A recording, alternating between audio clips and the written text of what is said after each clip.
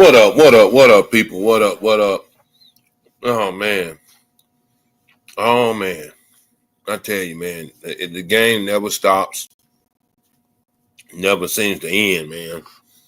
Seems like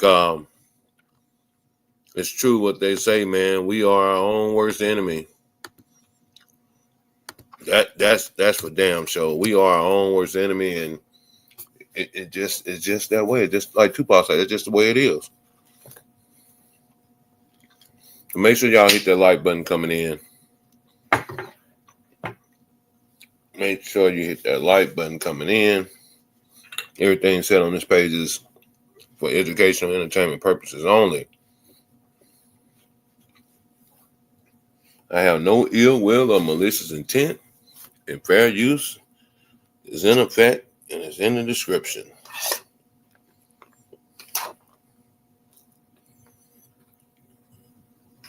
You know,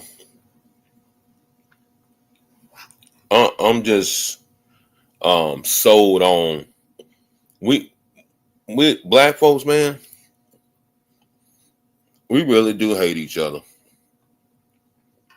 I'm speaking collectively now, because it is some good brothers and sisters out here in the world, but it is a lot of them out there that are just plain out lost. They have no morals, no self-respect.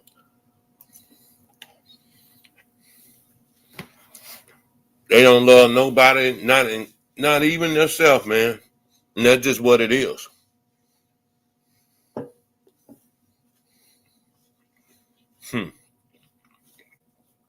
That's just what it is, man. They don't even love themselves. It's just what it is.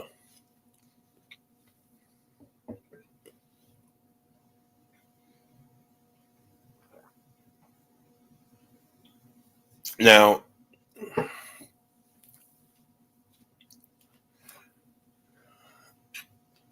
what's a hot topic right now is Boosie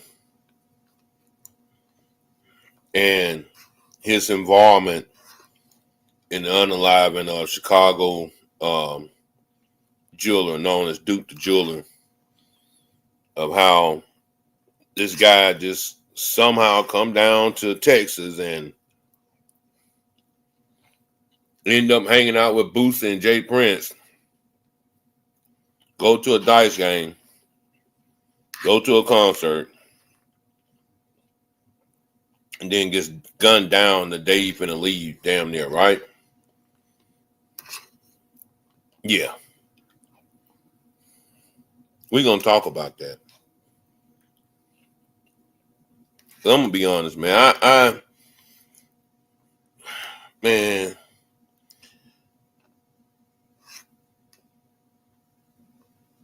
allegedly, man, I really do think a lot of them played a big part in what happened. I do feel Boosie played a big part in what happened to that young man, along with Jay Prince as well. Jay Prince Jr., not senior, Jay Prince Jr. But in order for that to happen, I think they had to break the old man off. So I throw his ass in there too. I believe he maybe touched it, not nothing, put his hands on it, but he probably got a little kickback from it, because it happened in Houston, Texas, on his turf. So just never know. Allegedly, that could have happened, but who knows? What up, OG? Boots needs to stay his old ass down and get out the way, but too late for that because the Alphabet Boys are going to get him. Yeah, man. You would think, man, after him snitching his way out of that Fed case that he had a while back, he would sit his ass down somewhere. But he's Mr. Funny Guy. He Mr. I want to be around. What up, Don? What up, Don? Salute to everybody coming in. He want to be Mr. Funny Guy.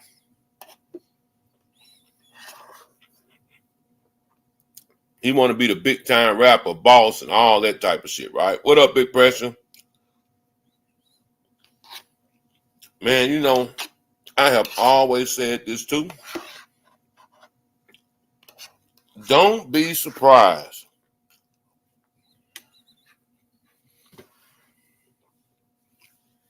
You got Mo 3Ks coming up in November. Don't be surprised if you hear a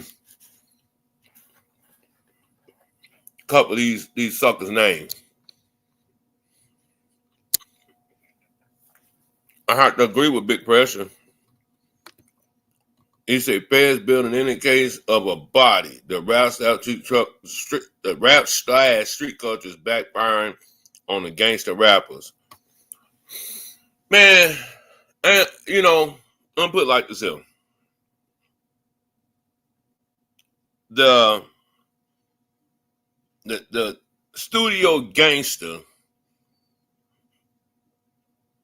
he's getting himself caught up because he doesn't live that life and he has to portray that shit for I guess the fans to make people think that they really about this.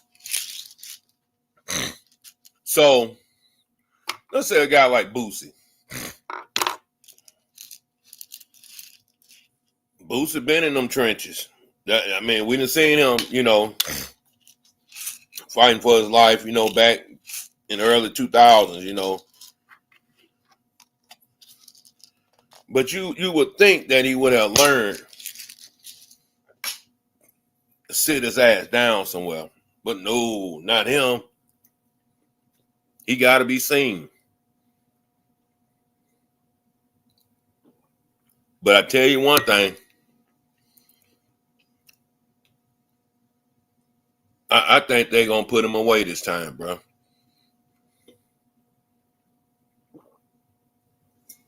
Let me tell y'all something. There's no way a guy like Duke the Jeweler just got up one day and said,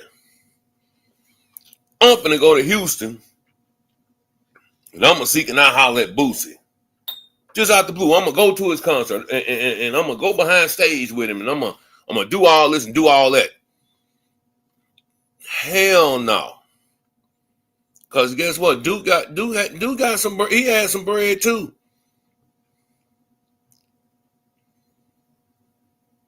He had some bread too. I think Boosie underestimated this guy. Didn't think his people would fight for him like that, but they are. And I do believe that he came down there to see Boosie and holler at Boosie because Boosie kept talking about, man, he gonna make me a piece and all this type of shit and this and that there. But all along, man, Boosie was bringing up that he brought that young man down there and lined his ass up around all the motherfucking vultures down there. Listen, it didn't matter if Duke would have lost in that dice game, broke even, did whatever. It was over with then. No matter how you look at it, it was over with then. You know, they can use the narrative as this dice game and all that type of shit, but I think the plan was to, you know, get him down there, let him bring his jewelry, and they was gonna smoke him out then, man, and rob the dude. That's what I feel, man. No matter if Duke would have lost 200,000, 300,000 now, they still was gonna smoke him out, bro, and take that jewelry. Cause see, they ain't gonna sell them jewelry to, you know, just say, for instance, what's the motherfucker name down there, Johnny Dang or whatever, or any other jeweler down there that you know, fool with diamonds. They ain't gonna sell that jewelry anywhere in any big city. As long as that shit ain't got no engravings on it or no type of engravings or you know, like numbers on it, man, you can get rid of that shit, melt that shit down, man, and you know, do what it do.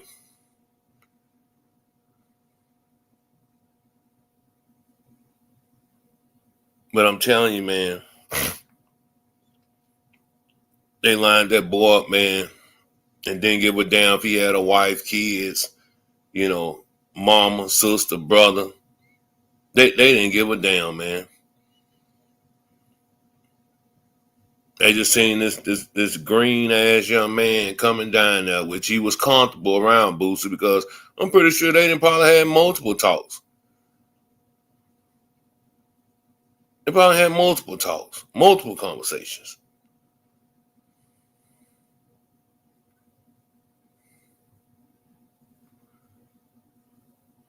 That's with anybody though, Big Press. Big Press said when you getting a bag off rappers, keep certified security with you. That's with anybody out here, man.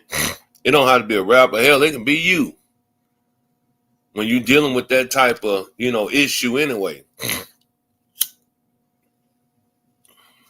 But it's mighty funny that Boosie nor Jay Prince Jr. say they knew who this dude was.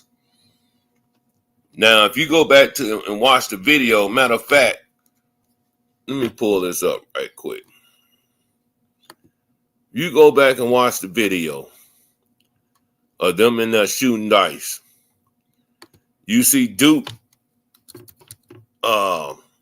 standing right next to Jay Prince Jr. Now we already know how this motherfucker think he the goddamn done, what I'm saying, around this motherfucker.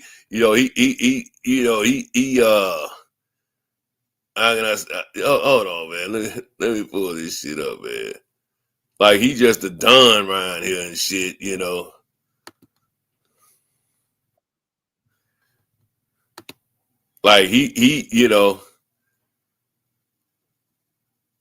Like he like he Scarface and shit. Ain't no way he just finna let just anybody come sit beside him. You know what I'm saying? Stand up beside him. That shit ain't happening. Especially if you don't know a motherfucker either. That go for any one of us in here. If we don't know nobody, we ain't just gonna let no random motherfucker just come and just be all up on us and shit beside us, man. And we don't know who they are.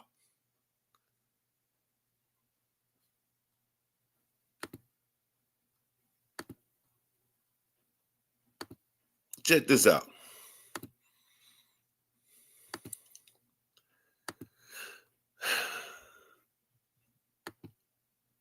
Duke didn't have a chance, man. And you know what, Big Pressure? Let me drop the link in here too, man. If I hadn't, let me see if I dropped the link. Y'all welcome to come up, man. Y'all more welcome to come up, man, and hit the panel. Come bless the panel if you want to. That's a good question, Big Pressure. That's what I don't understand. So let's just say him being by himself, though, Big Pressure. That should tell you everything that you need to know. If this young man came by himself down there to Houston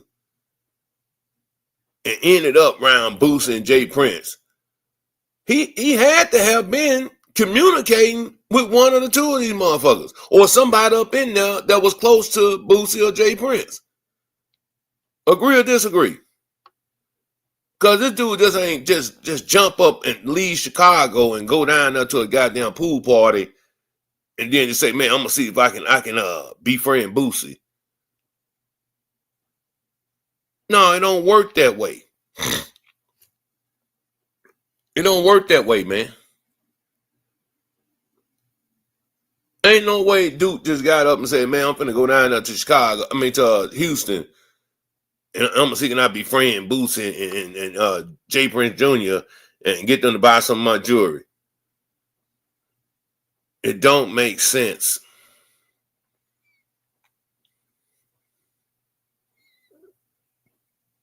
Yeah, you're right. He checked in with somebody who made him feel safe, and that could only been two people, Boosie or Jay Prince Jr. or somebody that's in their entourage that's close to them, that got some weight, you know what I'm saying, when it comes to them. But let's check out this video right quick, man. What are you here for?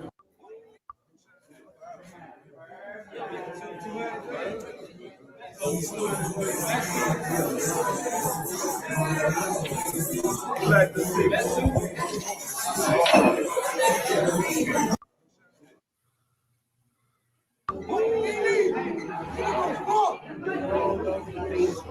supposed to be dropping. Man, Lord. You supposed to be mad. And pause it right there, man. Boosie can make him feel safe in H-Town. Boosie just ain't a small fry man in the industry. Down there anyway, Big Pressure. But you looking at this video, man, that nigga was surrounded by nothing but wolves. Nothing but wolves up in there. And that's the other question, Big Pressure. They said that this is what I heard. They said that it was 2 people or someone that came with Duke. So where the fuck did them niggas disappear to?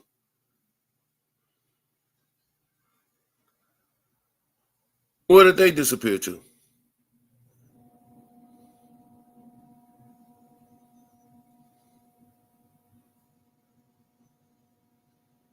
And I'm gonna tell you, man, they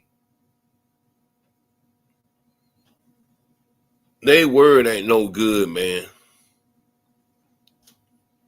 Oh, OG, most definitely it was a setup. Oh, they lined him up. They lined him up. He felt comfortable. He felt safe.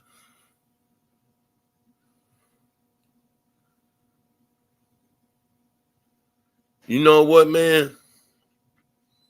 Big Pressure.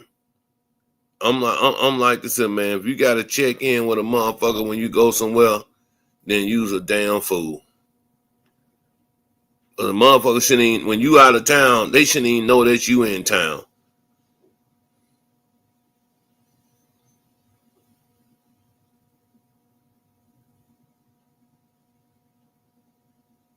But all them boys, man, been running together. J. Prince Jr., Boosie. I mean, you done heard even 3 said in this song how, you know, he was cool with Junior and you know, he fuck with Junior and all that type of shit, man. So they make niggas feel comfortable when they come down there. Then they hit them with the okie doke. They hit them with the curveball. The whole momentum just changes at the snap of a finger. But word is, what I'm hearing too is that dice game, right? When they was in that dice game, they said they was running this dice ring, this scam where, you know, J. Prince Jr., you know, he take 30%, you know, off top of the house. Exactly, OG. Nobody should know when you're coming or going. But Boosie had a pool party there, so Big Pressure, he was already checked in. Boosie had a concert there and he had a pool party there. So Boosie was already checked in. But anyway, they say that they run this dice ring where they have these loaded dice, man. And said somehow, some way, one of the motherfuckers fumbled. And Duke the jeweler got the dice that were loaded. And say this nigga just started hitting. You know, the motherfucker landed on 7-11, 7-11, 7-11, 7-11. You know, say he couldn't miss. You know, knowing him, he probably didn't know the motherfucker was loaded. He probably just thought he had a little hot streak or something. But them niggas sitting back there mad than a motherfucker because they up here getting licked. But see, I'm going to tell you something. The ones that are involved, they know what's going on. But the other niggas that ain't, into the the little circle, the gambling ring, they getting their ass licked by Duke the Jeweler. They getting their ass told the fuck up. Because them dice hitting on 7 and 11 on the first roll, man, out the door. And you playing dice, if you even go to the casino, you see how long it take to roll them dice, man, when you got all them people betting. You might be betting on you know what I'm saying, yo, out the door. You might, I believe, just hustle. Yeah, no doubt, Dud. Say hustle cartel. Hell yeah, when you betting, man, motherfucker betting on 6 and 8, 4, 10, 9, shit, 8 the hard way, shit, man, 10 the hard way. They betting everything up and down on that table. So each roll probably take about a good 10 minutes before a motherfucker touch them dice and roll them. So all along, somehow, some way, somebody, you know what I'm saying, got the wrong dice and gave them to Duke, and Duke started hitting their ass. But the thing of it is that, though, man,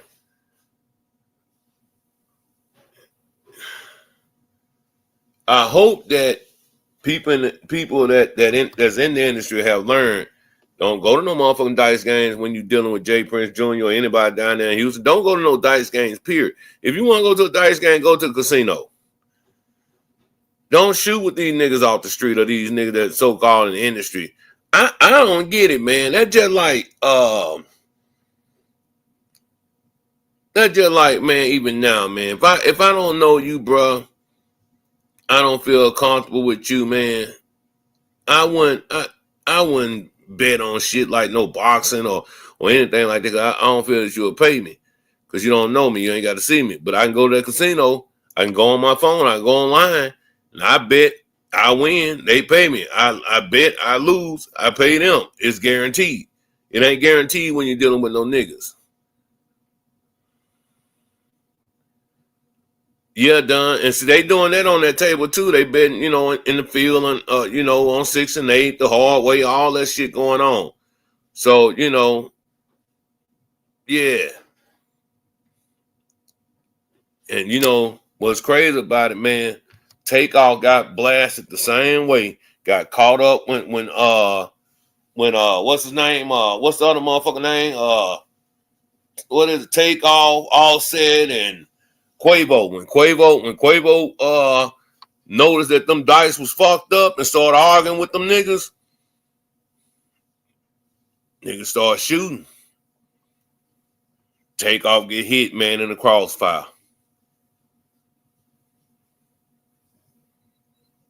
That's why them niggas started arguing when Takeoff got gunned down in Houston with Jay Prince Jr. now.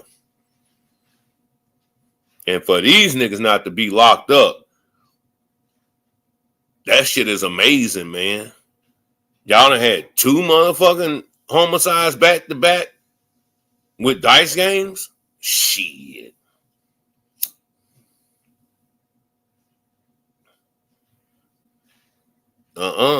Two homicides back to back, man.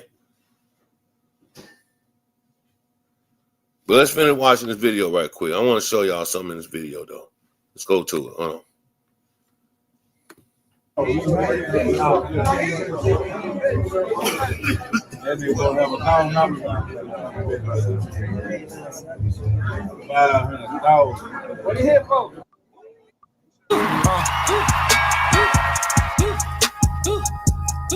$500,000. What are you here for?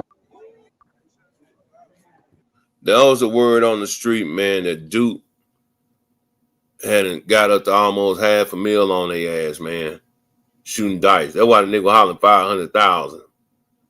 But you mean to tell me that Jay Prince Jr. ain't know who this cat here was standing next to him, iced out, $1 million chain on, damn near shit, probably $100,000 watch, same shit he got on. And you ain't asked who this nigga was, who who he came with, who he supposed to be with. What up, Ja? That what you telling me?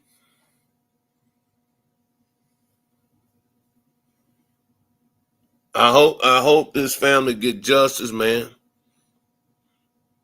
Because by the way it's looking with Takeoff, man, they're going to try to sweep that shit up under the rug. But good thing, Duke the Jeweler brother, he coming out. He's speaking out. And he has made it public that, what up, Malcolm? He done made it public that he think Boosie set up his brother down there in H-Town, allegedly. He feels that. Allegedly, he feels that, Boosie set up his brother. I mean, if it looks that way, man, and, I'm telling you, his brother know, probably who he talked to last. You don't think the feds went through and, looked at all them numbers on his phone, or went through all them numbers that he was calling down there while he was down there in Houston? Shit, it's either gonna be motherfucking a 225, 832. That's Houston now. 225 Baton Rouge. 318 is Northeast Louisiana. 504 is New Orleans, down South Louisiana. It's gonna be one of them Texas numbers or Louisiana numbers. And that shit probably was a burner. Who knows? But it shows that he was in contact with somebody that had that damn number.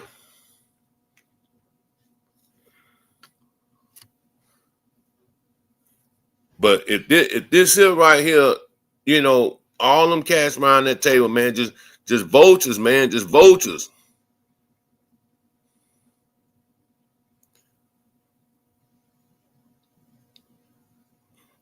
John, you just speaking. You don't even know what the hell you even talking about. You ain't listening to shit I was just saying, man. I know Boots in Atlanta, but I started naming the Louisiana and Baton Rouge numbers. That don't mean that he ain't keep his Baton Rouge number or might want, like, even right now, I'm up here, man, but I got a Louisiana number. I'm just saying, man. Niggas do that shit. You know what I'm saying? Real talk. But let me show you this shit up, man. If this ain't a guilty nigga, you tell me what it is then. Cause boy, I'm telling you, man,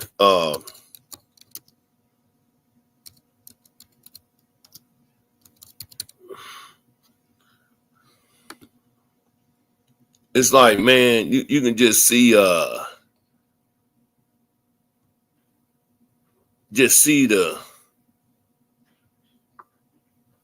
bullshit, man. Hold up. You can just see the bullshit, man. Check this out. Listen to this clown, man.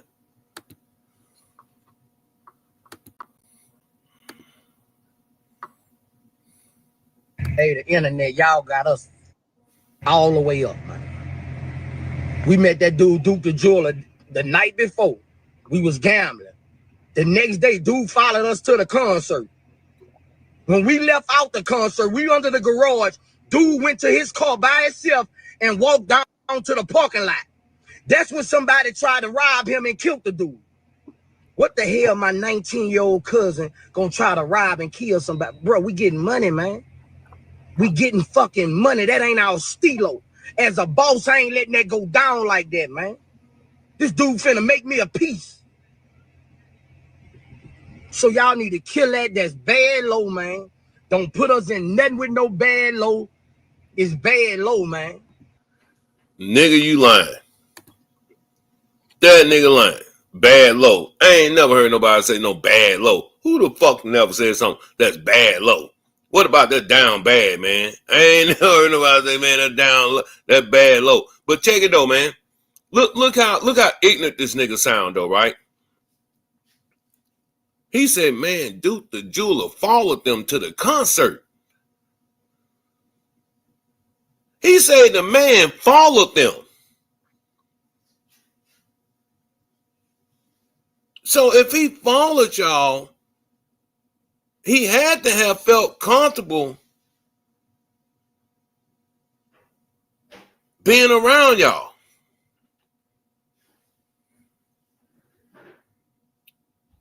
And if he was following y'all to a concert, I'm pretty sure he probably didn't have all that jewelry and shit on him. He probably had on his jewelry, but all the other pieces and shit that he was coming down there to show them niggas. What I think happened, they probably, man, shit, man, ain't no telling, man, probably hit him, man, and went and looked in that trunk and got what they wanted up out of there. Who knows? But just the fact, man, that you talking about a nigga followed you, man, that tells me, man, he felt comfortable with y'all. He had to have known somebody in that circle. He was gonna make you a piece. So that means that Boosie, y'all got cool right then and there, man. That means that y'all had some type of conversation where y'all had established some type of relationship there. Business and probably personal.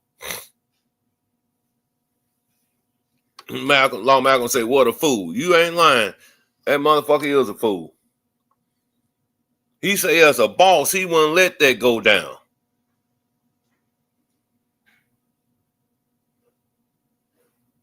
So if you're a boss, man, why the fuck if you would let this dude walk to his car by himself knowing he had that type of shit?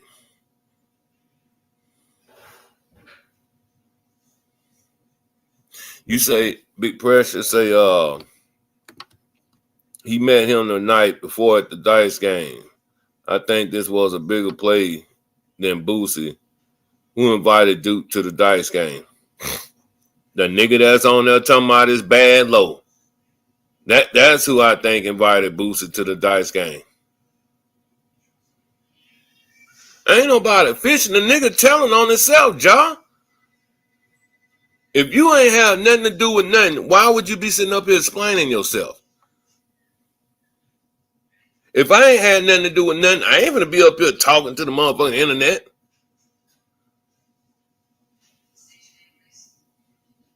That's just like if I come down there to Mississippi or PA or OG at Mississippi with Big Pressure at. Shit, if I go to Dallas, I go down there with Jalen or motherfucking Trig or some shit like that. I mean, yeah, I roll with them and be comfortable, but I got people down there in Dallas. But I come your town, Big Pressure, and I'm with you, I'm gonna feel comfortable, man. I talk to you damn near every other fucking day, bro. If I come to PA, I talk to OG every other motherfucking day, so I feel comfortable around you guys. That's what Boosie telling you that he met him at a dice game.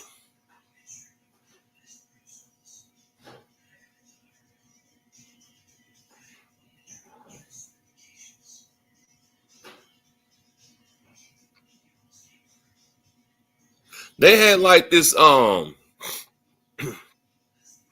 celebrity boxing shit that was going on as well that weekend.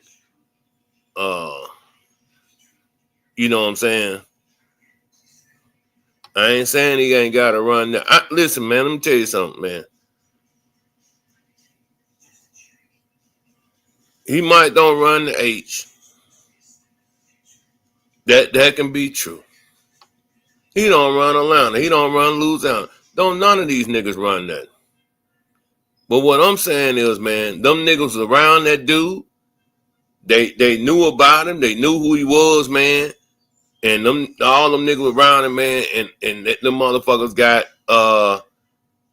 he got set up by them niggas, got lined up by them niggas. I know what y'all getting at. I know what you're saying. Who invited Duke? Who he checked in with? That's the question. I get that, Big Pressure. I get that, man. But from what I'm hearing, that the motherfuckers on Boosie's neck right now. questions are starting to, arouse and this man's brother, Duke the Jeweler brother, he's speaking out about it. He want to know. He trying to figure out what all happened to his motherfucking brother.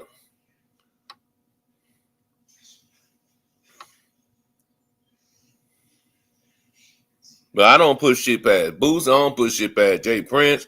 I don't push shit past none of them niggas, them mob tied niggas that was there. Like I say, it could have been any one of them niggas, man. But the point that still remains here, bro, that man got murdered, taken out down there in Houston, and they didn't try to sweep this shit up under the rug. That ain't good. That ain't cool. So, man, I hope Duke gets some type of justice, man. Young brother, talented, man. Look like he was on the come up, man. For us, his work being put out there in the industry. It's funny how a nigga can shatter your dreams, man. You done worked hard all your life. As soon as you finally think you making it, here come a motherfucker come and shatter your motherfucking dreams, man. Boy, y'all niggas some haters like a motherfucker.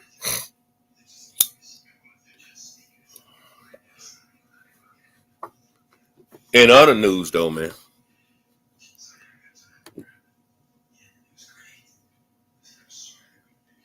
I ain't trying to use Boosie as no motherfucking scapegoat. Boosie used his own self as a scapegoat. He the motherfucker on here talking about it. Matter of fact, since you talking that shit, John, let me show you something. Who does this shit here, though?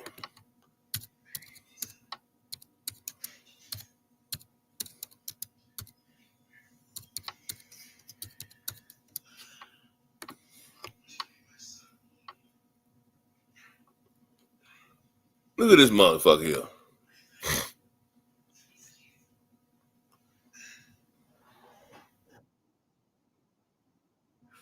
Hold on, man.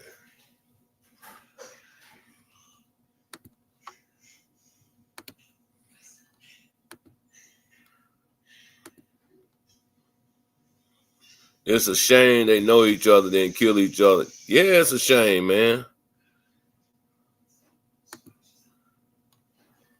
Man, let you tell somebody you don't think Boosie like that shit. I think Boosie knew to play on Mo 3. Shit, I'm just saying. But look at this nigga though, man. Look at Boosie, man. Look at Boosie.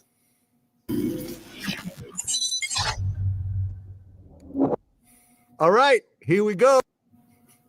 One more time. This nigga look like he had somebody's motherfucking funeral, bro. All that black on, dark ass shit. For nobody can't see his eyes, see his motherfucking ass line. But I want y'all to listen to this nigga. Hold up. Boosie, welcome back to Vlad TV.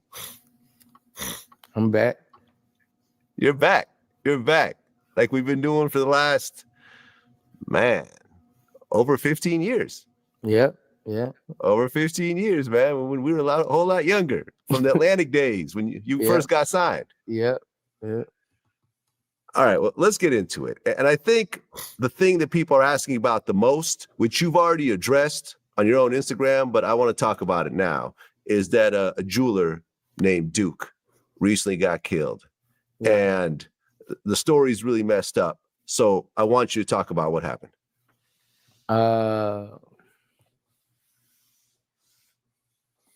Basically, bro, we was gambling. You know, every party I throw gambling parties and shit. And dude was gambling. Nigga, what? What, nigga? You got to think about all this shit. What, nigga? Come on, badass. Tell him what happened, badass. Tell him what happened. They trying to make false reps like the dude beat somebody out some money, but the dude actually lost his money, bro. Ain't nobody really win. You know what I'm saying? Like, dude lost his money, and dude left. Dude was like, man, I won't make a piece for you. Woo de woo. I'm like, nigga, make me a gold piece. You know what I'm saying? So he like, I'm gonna make you a gold piece. Dude was cool as a motherfucker. So the next day, dude hit my partner like, man, y'all got the concert. Let us trail y'all. Woo de woo. There you go, right there, Big Pressure. There you go, back there, Big Pressure.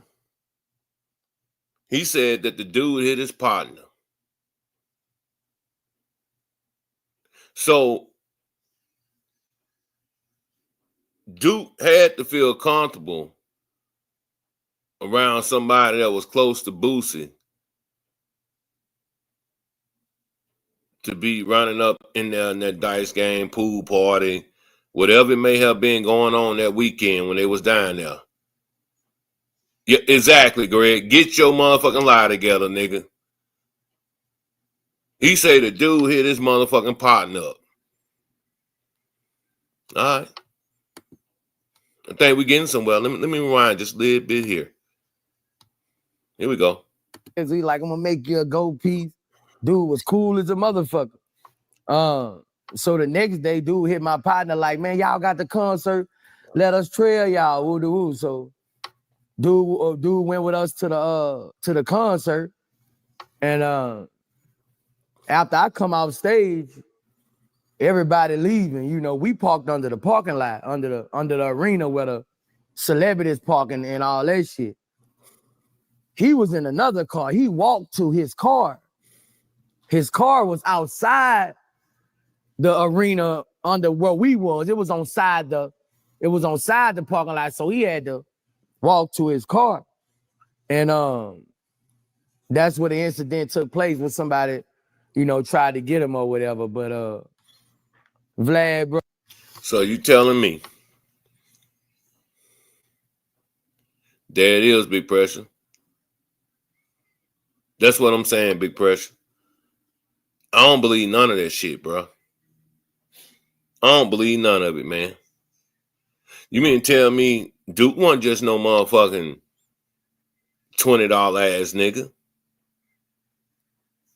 Duke wasn't no 9-to-5 working ass nigga like me and you. Everybody else up in here.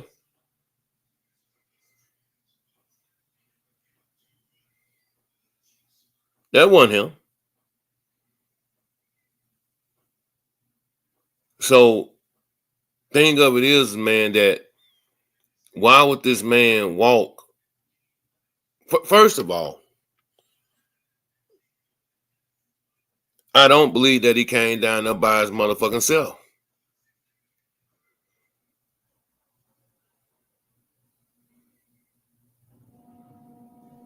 Well, that makes it even worse, John. If they get happening at a stadium and they got surveillance and this and that there, then this case should have been open and shut. But I don't think. I think they made him park where probably wasn't no security or cameras or whatever. Person said he followed us to the concert. Now he said he went with us to the concert. Like I said, get your lie together. You caught that too, huh, OG? Yeah.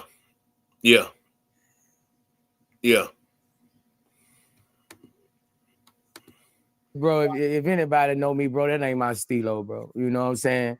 That ain't how I get down, bro. Like, that ain't how none of my people get down. And that's just the bottom line. That's shit that we wouldn't do. And, you know, we was fucked up about it because obviously they were watching us. You know, obviously they were waiting for anybody to walk across that parking lot to them cars and getting them cars. So, you know, it could have been one of us, man, you know.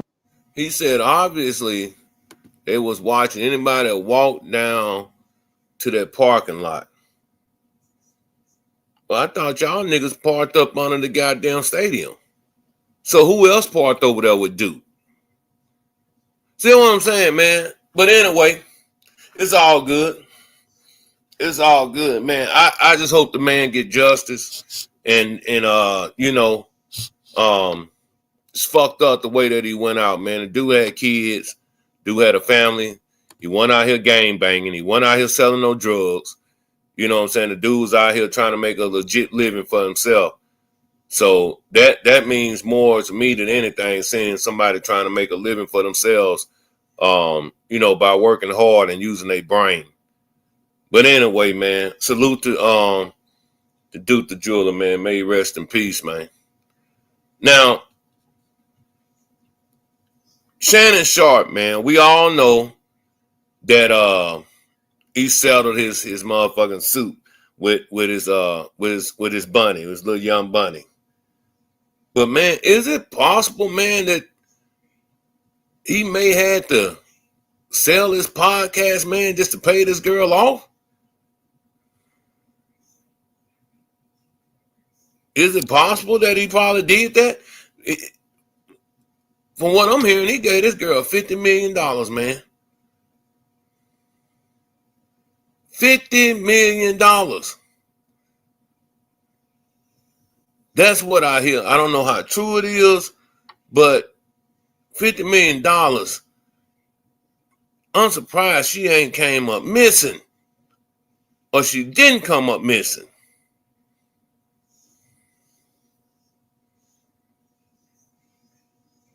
I hope this be a lesson to all the young black men coming up in the world that's getting paper, getting that guap like that, man, that you got to just be careful out here.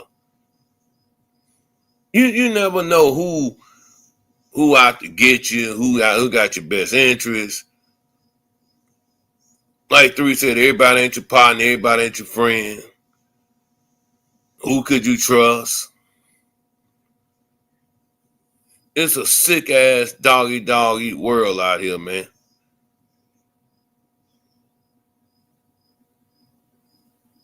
And like I said, lately, man, it just seemed to me like it has been just like this storm that just came in and said, man, any nigga that got any celebrity status or got any type of big paper, man, we coming to get you.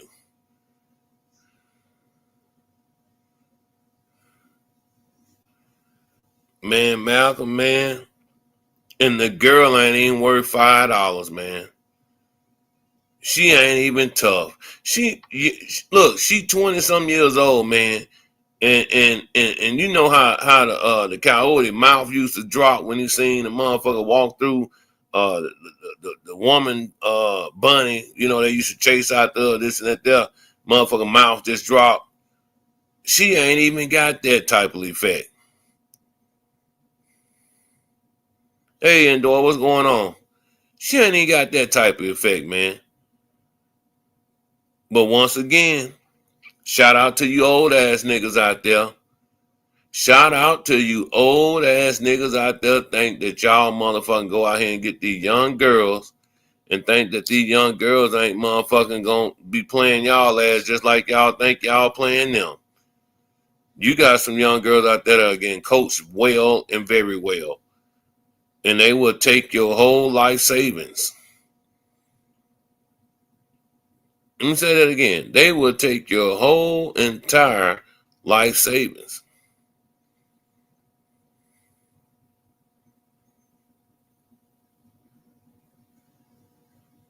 For a country boy like Shannon Sharpe coming up in the game, man, and make some of himself, make it out the hood, and he's someone you can go back home. They look at him and say, yeah, he made it out of here, man. Out of this town, man, of 500 people, whatever, this and that there. Now you walk around with the dick look, the shame look on your face, because man, you done fucking, you know what I'm saying, made yourself exactly, Big Press, look like a motherfucking villain.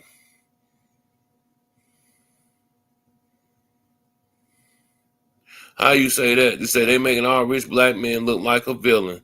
This no different than Travis. Why you say that?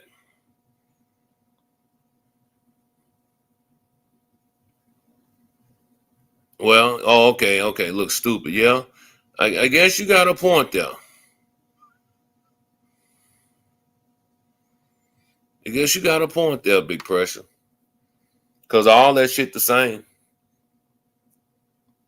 All that shit the same. We What the fuck is going? What the fuck is going on, man? We gotta do better, man. We gotta do better, man. Teaching these motherfucking young lads.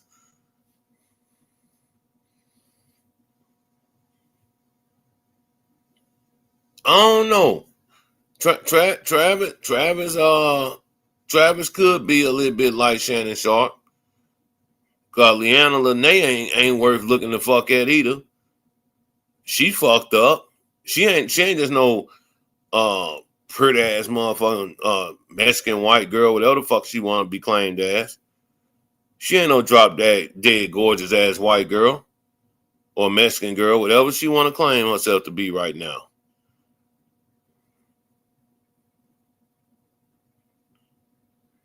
No, man. I think Sterling probably telling him exactly what he needed to hear. And he don't want to hear it. Sterling telling you motherfucking fool. You motherfucking fool. This bitch weigh 120 pounds sticks right here. Probably don't even weigh 120 pounds. Probably weigh 115 pounds. Nothing but sticks. No ass at home. No titties. No nothing. Oh, I forgot. They buy them motherfuckers. Remember how they used to talk about sisters because they had the big butt, big titties, big lips and shit? Now you see all these white girls going and get injections and shit all in their motherfucking lip, injections in their asses and injection in their titties, whatever they gotta do to be plump. That's a new thing now. Motherfucker gotta be plump. But that used to be a motherfucking sin, man. That used to be sin. To have a rump shaker back there.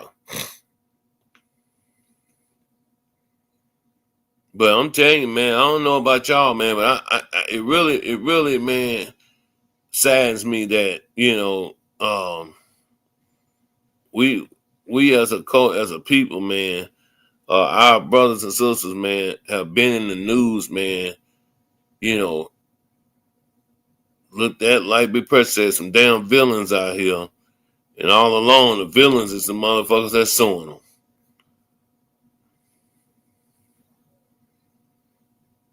But once again, like I say, Shannon didn't have no motherfucking reason trying to have no motherfucking full out fucking relationship with that young ass motherfucker anyway. He probably was in love with that little white girl, knowing him.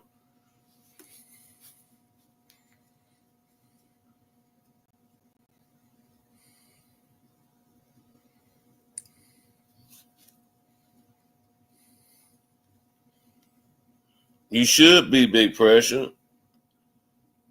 I know I am. Nigga made it up out the motherfucking hood, man. Made it out the SWAT. Then you get your ass up there in the world, make some of yourself, then you throw all that shit away behind some 20-year-old motherfucking scallywag. Shame on you.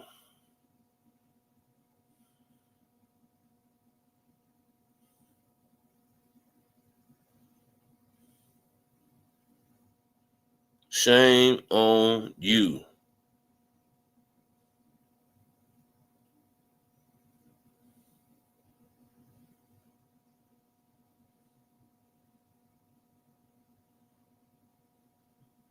Like, we don't even motherfucking think.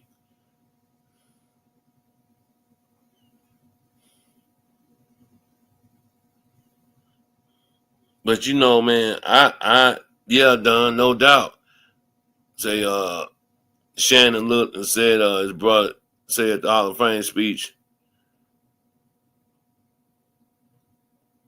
oh, she rich.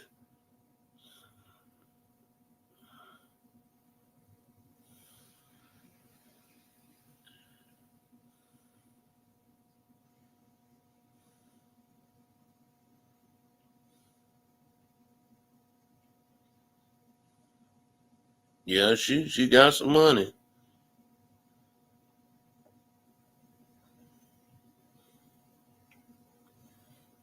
He motherfucker just giving that money away.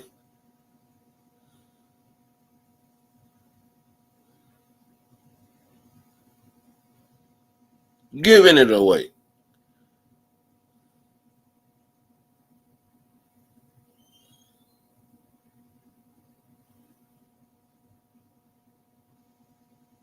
But meanwhile, you got Jay-Z motherfucking ass over here to my man, I ain't doing shit. I ain't pissing. I ain't getting no DNA test.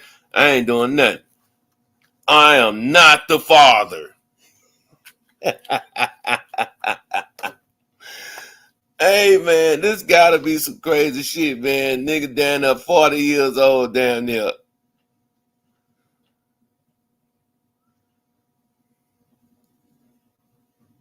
You know.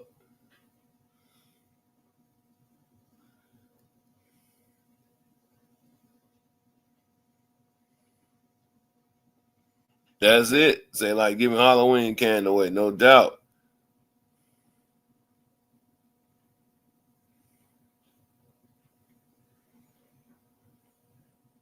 I'm tired of seeing that shit, man.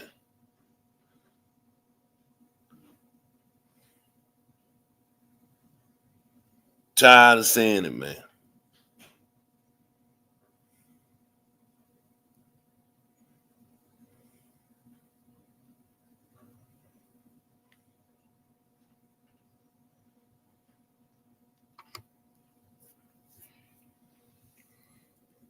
Man, that kid look just like old boy look just like Jay-Z ass. That's it, Indoor. Motherfuckers are coming up off of dumbass, old ass jocks, celebrities, in return at 40 and 50 years old, some younger, like this white girl Shannon Sharp just settled with. She can retire now. What she gonna do? She gonna open up her own motherfucking OnlyFans, motherfucking whatever. She gonna have her own fucking sites or whatever you want to call it, her own shit going. With that type of money, she can start her own company. But it also tells you the type of people that we got out here in the world, man. Ain't no way I'm finna pay motherfucker $100, $200, $300, $1,000 to see your motherfucking toes. Bitch, I don't want to see your fucking toes. Fuck, I'm looking at your toes for. Like she told Shannon, 25,000 per cheek.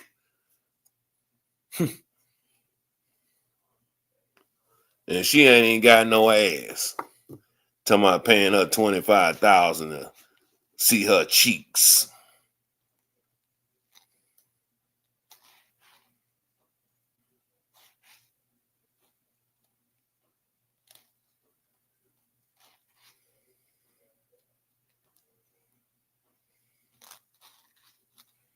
I don't even know what it's coming to.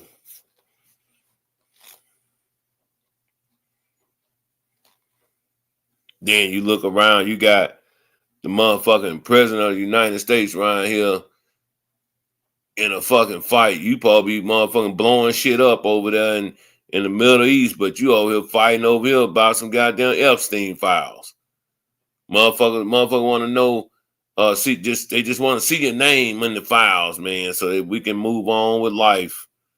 Because even if they see his name in the files, guess what? They ain't gonna do shit to him, and people ain't gonna give a fuck. Because this is what society has become now.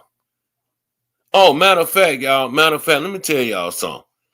Hold on. Do you like track Lyles last real? He got second place. Nah. Oh, he got second? Right.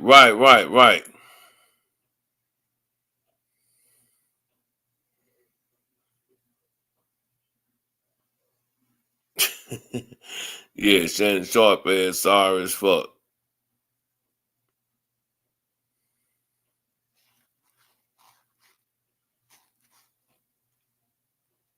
You got all these motherfuckers fucked up out here.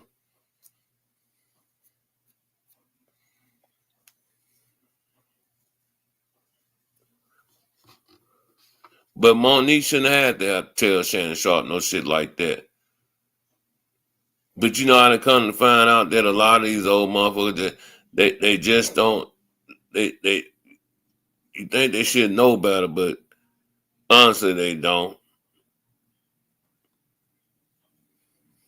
They don't know no better.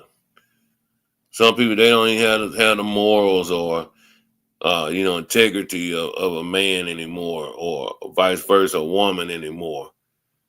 Everything's on some pedo status, or you see a lot of young women now, in their 20s, man, dating motherfuckers that's three generations older than them, or 2 generations older than them. It ain't nothing that you can get from that. Tell a cheeks look like an ironing board. Well, you crazy.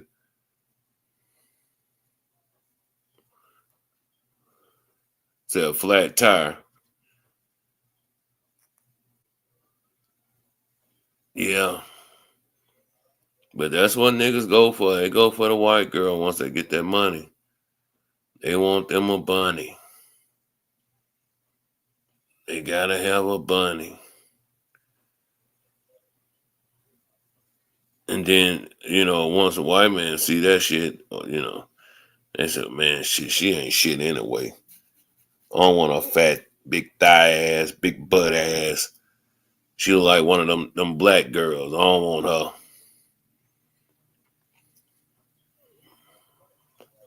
That's right, Big Pressure. They do it all for the money. But I ain't Big Pressure. Listen, man. I honestly just think motherfuckers just plain out stupid and dumb these days too, because some motherfuckers just do it around here free fucking. Well, my boy say, man, if you're gonna fuck up, you're gonna get out here and fuck up. Nigga, why don't you just fuck up? Don't fuck down, fuck up. These niggas going fuck down. Shit, at least go get you something better than your girl that you got now, son. Or look better, or finer, or motherfucker got some money. Don't get a motherfucker that look worse, look worse than ever. That's what I don't understand.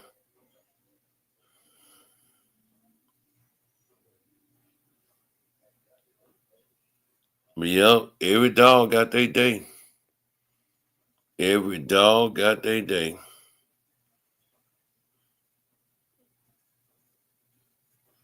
They definitely got that. Now, before we get up out of here, man, make sure y'all hit the like button, man. And also make sure y'all show some love to the platform, man. We got Cash App, we got PayPal. Man, show some love to the platform, man. Definitely appreciate it. Mo3 case is coming up. For all y'all who know who Mo3 is. Mo3 is a talented rapper that's got unalived on the freeway interstate down there in Dallas on I-35. Allegedly, they followed him and just sprayed him down and hopped out the car, walked him down, and he fell, and he was deceased. DOA, which we don't even know the truth about that either. Was it DOA on the scene, or did he have a chance to fight? You know what I'm saying? Once he got in ICU. Guess we'll find all that out in the courts. But it's gonna be real sad, man, if guys like Earl Spence come up in this trial. A boxer, that made it out the hood, that made something himself, but he got caught up in other people's bullshit. And I think that's been a lot of people, in the world. They get caught up in other folks' bullshit. This dude a boxer. But since he's connected to one of the rappers who Mo3 had a problem with, everybody motherfucking included. But my boy said this here, man, Trigger Man, say if Mo3 was still alive, man, shit, Mo3 has to be going to jail. And I believe that shit 100% for sure, because shit, everything Mo3 was talking about on them raps, on them CDs, them verses, I don't think he was lying. I think whatever he talked about, he put in the music, and yeah, it just is what it is.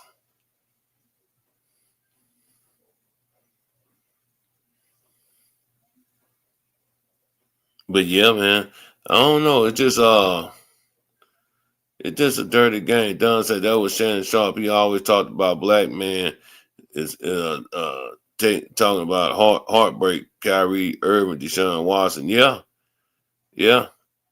I think these motherfuckers forget that they be black or something. I don't know. I don't know what be going on with them, man. It's like these motherfuckers done lost they fucking mind around here. I don't know about y'all, man, but like when bullshit be happening, man, like I can't deal with the aftermath. Like I don't. Let's say for example, your kids or someone close to you in your family, man, that everybody know. You know, when they out here fucking up, we got to deal with the shame of the shit. And I know they family just be looking, man, like, God damn. Man, what fucking dumbass shit you on? Like, I got to deal with the shame. You know what I mean? Like, I think that shit is fucked up that we got to deal with the shame of the bullshit when they out here fucking up.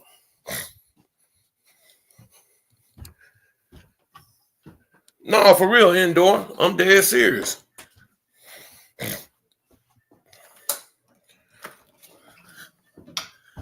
I'm dead serious, man.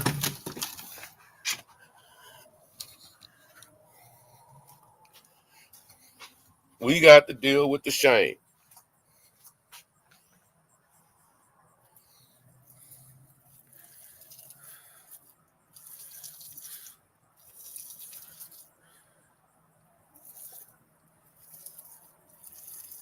And I don't think that shit is fair to, to people, man, where they got to deal with all the bullshit and the shame that come along with all the shit that other folks be out here doing. Indoor, I'm still waiting on my money order, all right? Indoor says she gonna send me a whole money order. I know that's right. Y'all help Indoor out, man. Indoor says she ain't got PayPal, she ain't got Chime, she ain't got Cash Out, she ain't got what's that, Venmo. Indoor says she ain't got shit. Oh, get a P.O. box. You must gonna send me a $500 check or something. Tell me go get a P.O. box. You gotta pay for a P.O. box.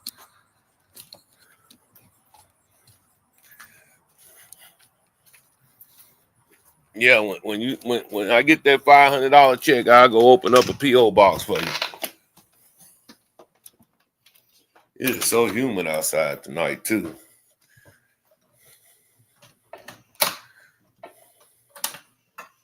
So humid out there.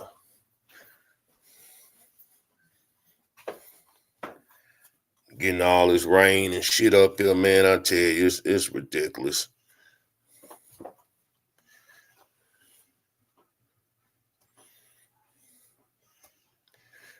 I've supposed been watching the WNBA All-Star game tonight, too. Oh, yeah, let me throw this out here, too, man. Salute to Angel Reese, too, man, because even though RG3 was talking that shit about her, let me tell y'all something, man. They bragged on Caitlin Clark, got her out here to be the next motherfucking great white hope. Caitlin Clark ain't did shit in the WNBA. She ain't did a motherfucking thing. Been getting her, them sisters been tearing her ass up. They been tearing her ass up, y'all. I think Caitlin Clark, shit, the last couple games I watched, or seeing highlights on. It was like 9 points here, 11 points, 10 points. Shit, Angel Reese around here getting doubles, 4, 5, 6 assists a game. So I'm proud of that sister, man. Because at the beginning of the season, she wasn't doing herself shit. Angel Reese looked like she was just out. She wasn't taking her craft serious anymore. But whatever doesn't happen, she back on her game, man. So salute to Angel Reese.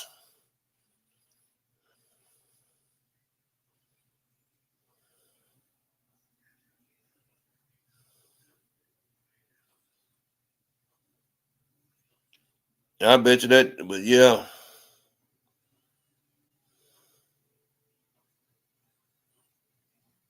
Man, I didn't know Manny Pacquiao was fighting tonight. Yeah, she rolling.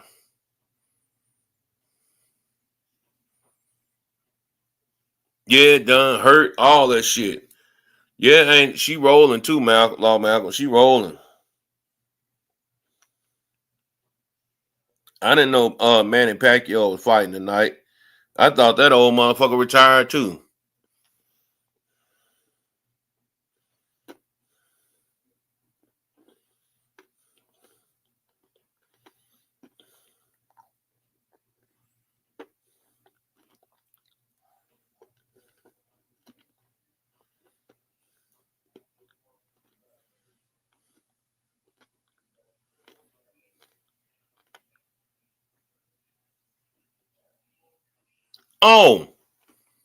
Oh, before I go, y'all.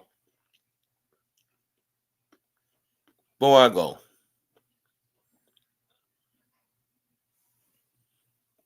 I don't even know who this is. Somebody last name Cortez. Salute, man. Appreciate the cash out. Cortez. I think that's what it say. Yeah, appreciate that, man. 151 and 131. That's a down chain. Let me tell you something, y'all. I want y'all to hear me out on this here.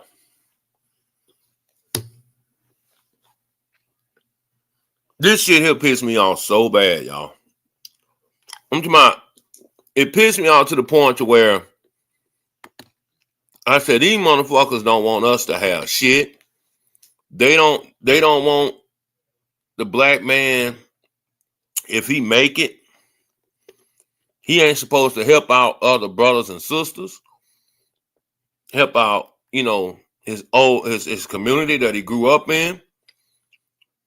But did y'all see where these motherfuckers fired what was his name? Terry Bridgewater? Did y'all see that?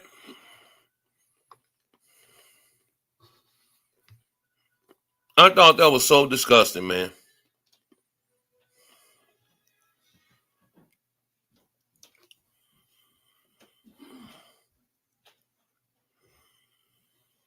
Did y'all see that?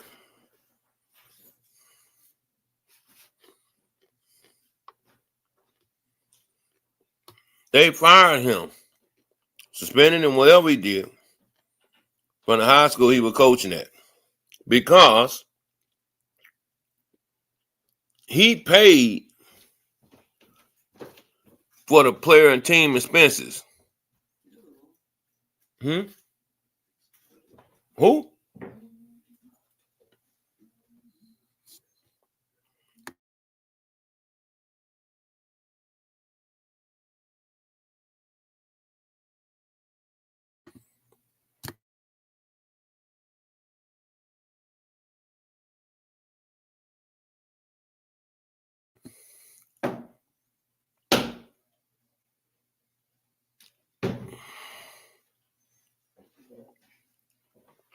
Yeah, she sure should have.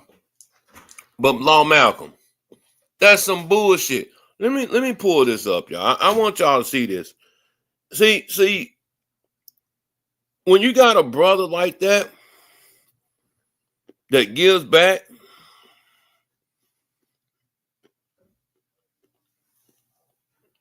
does right, you know what I'm saying, by his community.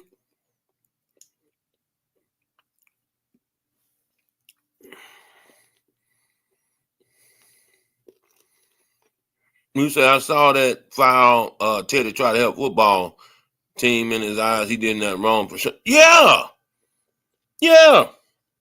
Well, white folks write big checks to they fucking alma maters every fucking day.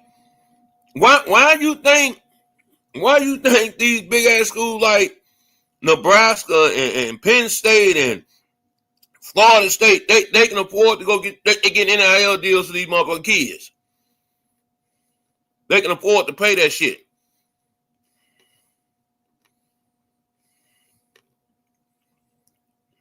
Yeah, but done. It don't matter. I don't give a fuck if he was just a nigga holding up the goddamn chain. He was part of the chain gang.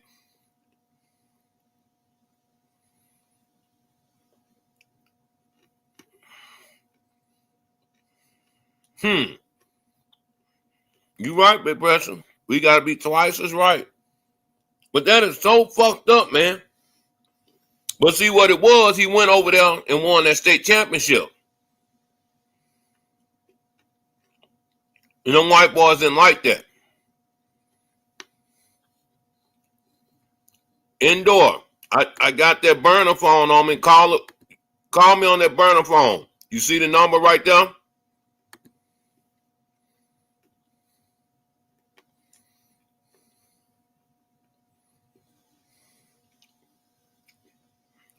You see the number right there indoor?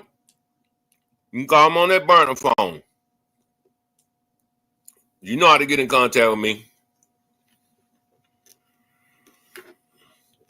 But yeah, that's so fucked up, man. But white folks do this shit every day. They do it every day.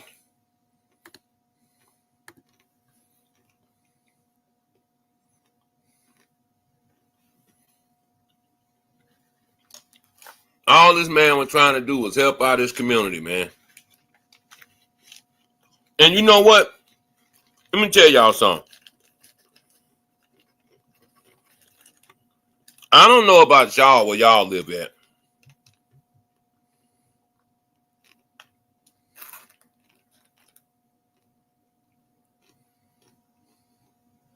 I don't know where y'all live at. But here where I'm at, you can't walk to fucking school unless you stay right by that motherfucker. He didn't overdo shit, Malcolm. He didn't overdo shit. Let me tell you something, man. Everybody ain't got a car. Everybody parents can't afford to get them from back and forth to practice every motherfucking day. That shit be hard on me. You know how many times, man, when I was working, clocking in, I used to motherfucking fuck off and not clock out for lunch to go pick my son up from football practice, man. Make it back. Then clock in and say, oh, man, I fucked up on my time clock. Let me go tell this motherfucker, to correct my time, blah, blah, blah, blah, blah. I had to do what I had to do, man, to make sure that this boy get back and forth home.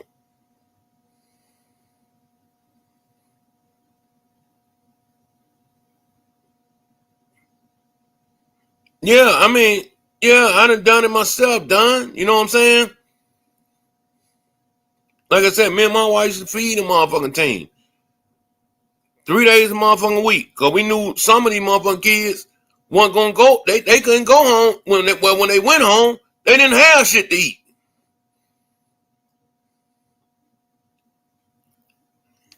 That area, but Terry Bridgewater was coaching that, man. Poverty stricken like a motherfucker. Poor as hell over there. So what in the fuck you were helping out some of them kids? That's what you're supposed to do with your motherfucking money when you make it. Matter of fact, hold on. This is why they could not ever, hold on.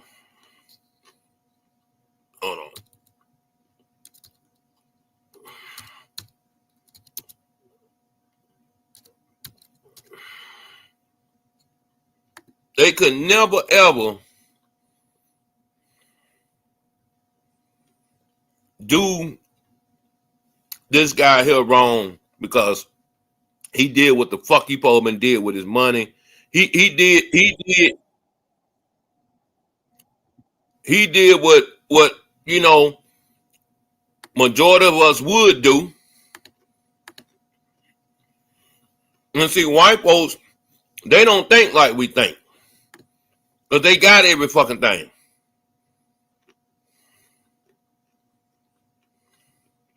They got everything. But I want to show y'all something. If this one the realest shit ever said, and it should tell you about how these motherfucking devils they think and how they do shit. This is why they the way they are.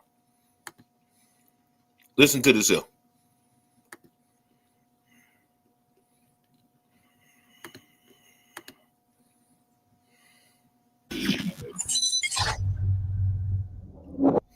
Your first deal was 6 years, $62 million. Yeah, with $11 million signing bonus. Yes. How does that feel from a kid growing up in the projects? Everyone's struggling up until this point. Up until even with all the college stuff, you're still struggling up until this point. And suddenly you are worth 8 digits. It's more so happy for my mom, man, and my dad in a sense, and my sisters and my brother who could all, feel good about what we accomplished as a family. Like, making it to the NFL wasn't talked about in our household. It wasn't planned out that Mike was going to hopefully make it one day. It wasn't never a conversation in our house. It was so far-fetched in our mind that we felt like, it's an unrealistic dream to try to obtain. And so we all knew how blessed we were, like, when it happened. And so, I bought my mom a house, bought my aunts and all my cousins that I was close to cars, and I was able to give them money and just get everybody life started and give them a subtle opportunity to, move forward in life and not be, financially stressed, to be financially free. Well, yeah, you moved 6 of your friends from back home to Atlanta. I didn't move them. We all left together. Okay, Yeah. but you were supporting them financially. We supported one another. I mean, millions of dollars. I don't know what you call it. I don't know if we call it me supporting them. I never felt like I supported anybody. I gave. I gave. I was a real, genuine person with my money, and I had enough of it. And we all struggled together. We fought together. We laughed together. We cried together. We lost friends together.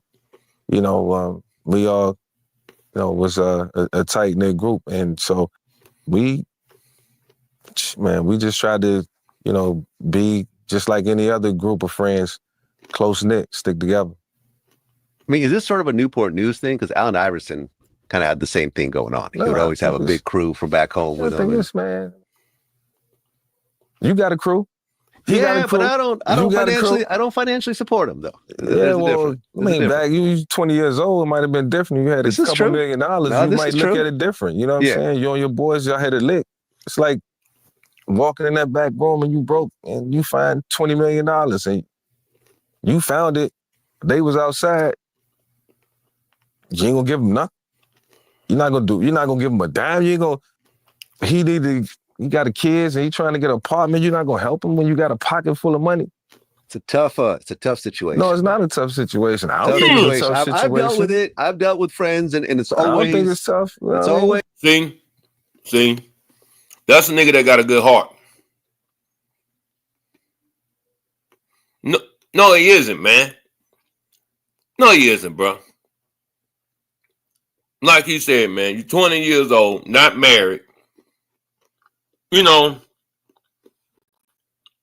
now we got to bring up the difference between him and Travis.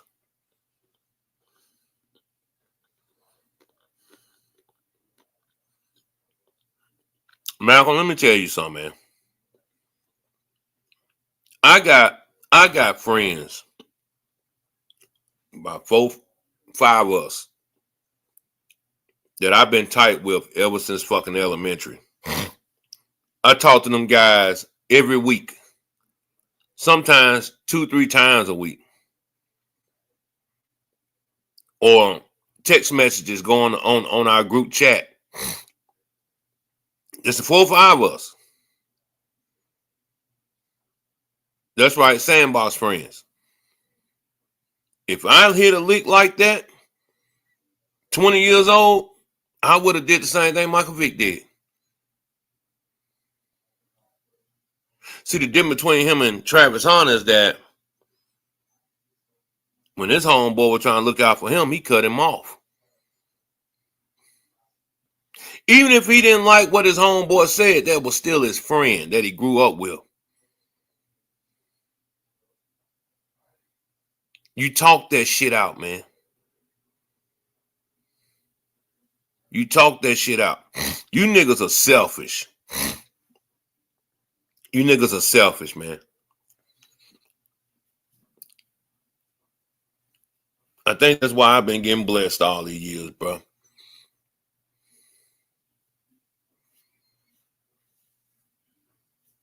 I think that's why I've been blessed, man.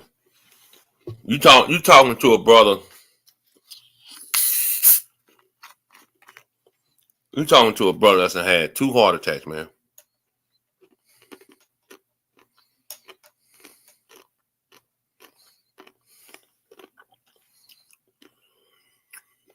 He didn't say he had a whole bunch of people that he took. He said he took like maybe 4 or 5 friends. That they all moved to Atlanta. Stayed up under the same roof. Listen, man. Let me tell you something, bro. Mike could have been paying the rent. Them niggas still went to work. Still probably, dated, went out, club, did whatever. But they still went to work. It gave them opportunity to save some money until Mike finally settled down.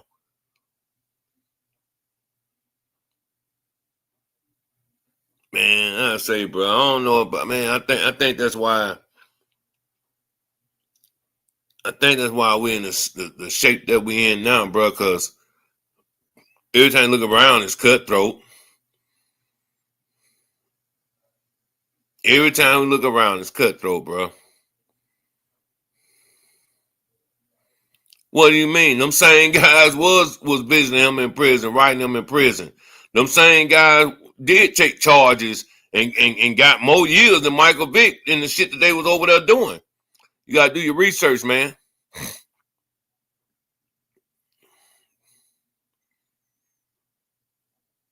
But that's just y'all, bro. I mean, like I say, bro, I think if I had $20 million at motherfucking 20 years old too, I probably would have, did some of the things Michael Vick did. Matter of fact, I ain't gonna lie to you, bro. True story here. True story. I had to be about maybe 20, 25, 26. I hadn't seen these here in a long time, these RC Colas. I grabbed one. I said, "Oh, man, them motherfuckers would be stronger than them Cokes." But check this out. My partner,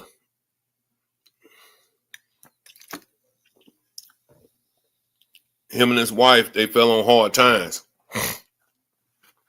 They fell on hard times, right? They owned their house. They had 2 kids. Grandmother had just passed. Mama just got diagnosed with cancer. All type of shit going on. And I seen them stressing every day, man. You know, trying to figure out how the fuck they were gonna keep their house. How they gonna keep their house? They had to come up with almost shit, what, $4,000, $5,000, some shit like that. So I remember I hit a lick, man. I hit a $40,000 lick. I hit a $40,000 lick. I don't tell y'all how I got it. Just know that I had it.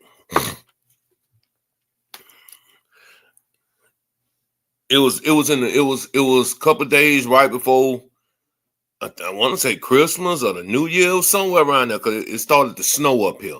So it was cold. It had started to snow. Man, I went to a check cashing place, knowing they gonna take every bit of fucking shit, $800-900 out that money, you know, when you cash it up there. Let me tell you something, man. I went in the hood, dead in the middle of the motherfucking hood. It's starting to snow, close to Christmas or some shit like that. I think it was like Christmas or New Year. Probably was Christmas though, probably.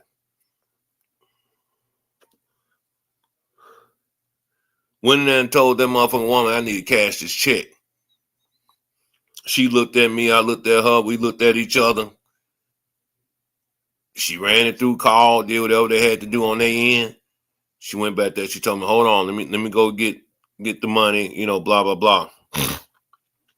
Man, not knowing, didn't give a fuck at the time either, because I knew, you know, motherfucker run up on me, try to rob me, they gonna catch this motherfucking heat. I knew I couldn't go in there and walk out of there without no pistol, because I don't know if that motherfucker would have called and said something to somebody, or, you know, told them that there's a nigga up here gonna walk out of here with this type of money, this and that there. But let me tell you something. Like I said, I seen my partner and his wife, they struggling, they down. I remember, man, shit, when I was down, man, I used to go to that nigga, tell, hey, man, I need 400, 500. I need this, I need that. Motherfucker, give it to me just like that, without a question. I walked up on that nigga doorstep. Once I got that money, got in that car, I didn't call nobody. Stopped at the dollar store and got me an envelope, a box of envelopes. And went right up and pulled in front of his house. Counted out $3,000. When knocked on the door, I said, huh, man, here you go, bro. Pay your house up, man. Get caught up, bro. I said, I hope this helps, man. Man, the niggas started crying, bro, because they thought they were going to lose their house. But I hit a lick, man. I hit a lick. So I can relate to what Vic is saying. I understand what Vic is saying. I didn't have to get that nigga no motherfucking $3,000. Guess what, though, man? That nigga mad at me right now. I ain't talked to him about a good 2 weeks because we had a little argument. But guess what? I can call him right now and tell that motherfucker, hey, man, we got to go riding tonight. He going to get up and come with me, man. I've been knowing this dude for over 25 years. So just imagine that my partners that I talk to, you know what I'm saying, online and do text message on my phone, or, you know, we got the 3-way, 4-way, 5-way shit when we all on the phone together just talking shit. I've been knowing them niggas over motherfucking shit 38, 39 years. So I understand what Michael Vick talking about. I have those type of partners. I know which partner that's gonna lie. I know which one gonna talk too much. I know which one, you know what I'm saying? You know, yeah, they more like my brothers, man. Shit. Yeah, man. Like Vic said, bro.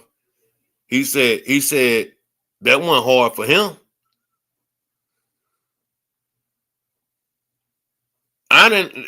Yeah, but what I'm telling you, Malcolm, I didn't have $1 million, but I knew my partner had worked hard for his house. They had some issues going on in their life. Life happens, man.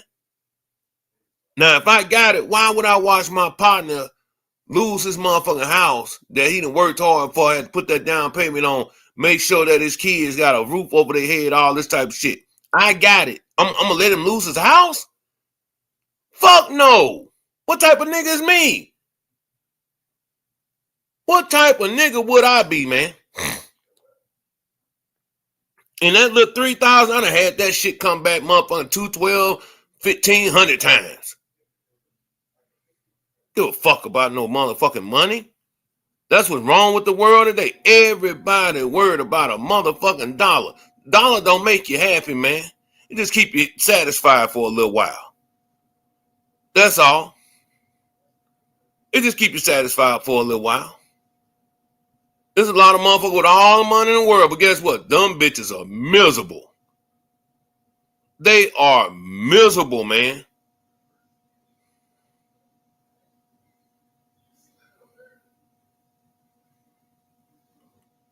Shit. You can call me stupid. You can call me dumb for helping out a friend or helping out a brother. Shit, I remember that same little lick I hit. I remember calling my sister, telling her, hey, I'm finna come down to Memphis. My sister a fucking scientist. She ain't need no money from me. But guess what? I still dropped my sister some little change, a little cash. This was just one lick that I had hit a lot. I mean, I done hit plenty of licks. But I had this little lump sum at that little time. So, you know, hey, I'm go holler at my sister, holler at my motherfucking mama. You know what I'm saying? My pops. I think they owed almost like what, maybe $6,000-7,000 down on their motherfucking car. I wouldn't pay that motherfucker off. Yeah, they retired now though, you know. And still got the same car that I helped pay it off. They didn't need my help. They didn't need my help. I didn't have to do that. But guess what though? I know that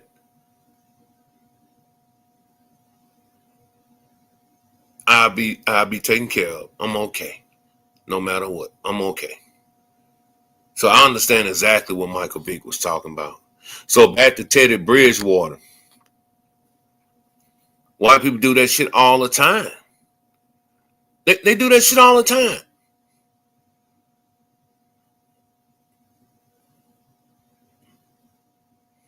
They do that shit all the time. There you go, reading out that good old book, Cast Your Bread Onto Water.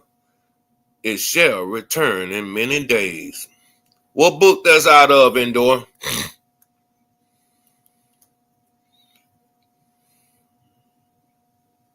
What book that's out of?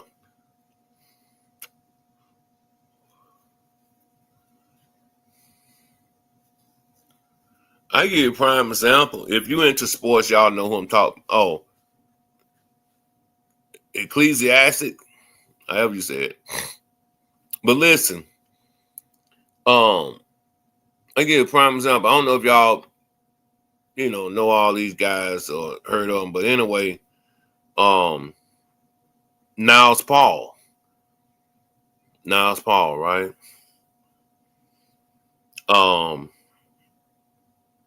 He's I think a volunteer receiver coach or something like that. And well, hey, Terry probably doing that too though, Don. He probably doing it too. He probably writing that shit off as donations too. Who knows?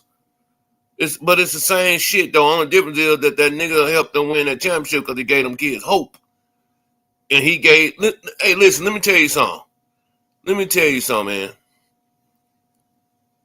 You know why those black schools could never really win the football games, or when they play these white schools, they was getting blown out. Y'all know what I'm talking about.